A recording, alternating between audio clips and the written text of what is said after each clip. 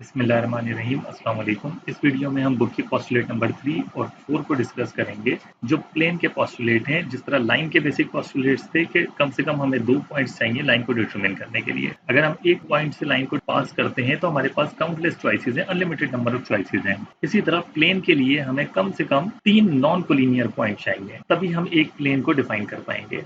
2 point से हम plane को डिफाइन नहीं कर पाएंगे। देखें इस तरह से, मिसाल के तौर पर ये एक प्लेन मैंने पास किया है। देखें ये पॉइंट ए और बी से पास हो रहा है। ये प्लेन मैंने इस तरह बनाया है। सिर्फ यही तो चॉइस नहीं है प्लेन बनाने के लिए, यहाँ पर और भी चॉइसेस हैं। ठीक है, हम चाहें तो प्लेन ये इस तरह भी दोनों पॉइंट से पास हो रहा है, इस तरह भी दोनों पॉइंट से पास हो रहा है।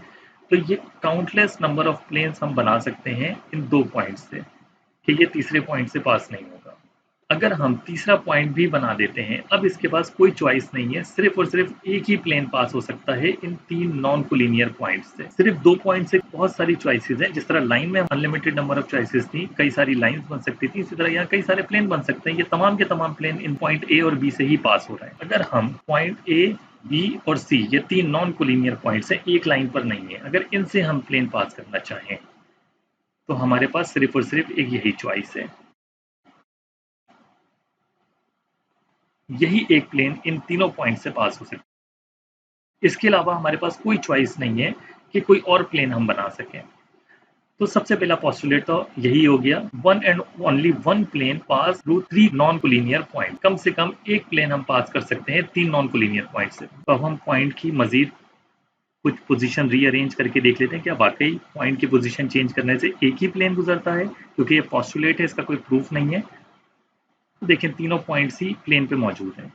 अगर हम और पॉइंट की पोजीशन चेंज कर लें तो क्या अब भी ऐसा ही रहेगा? तो आप देख सकते हैं कि तीनों पॉइंट्स अब भी प्लेन पे मौजूद हैं। तो सिर्फ और सिर्फ एक ही प्लेन गुजर सकता है 3 नॉन कोलिनियर पॉइंट से। अगर एक और प्लेन सेम लोकेशन पर आ जाए तो उसको हम कोइंसिडेंट प्लेन कहेंगे, बिल्कुल उसी तरह जिस तरह हमने कोइंसिडेंट पॉइंट कहा था जब 2 पॉइंट्स एक ही लोकेशन पे आ गए थे। ठीक है, इस केस में अगर ये सेम लोकेशन पे आ जाए तो कोइंसिडेंट पॉइंट्स होंगे। अगर 2 लाइन एक लोकेशन पे आ जाए तो कोइंसिडेंट लाइन और ये कोइंसिडेंट प्लेन होगा।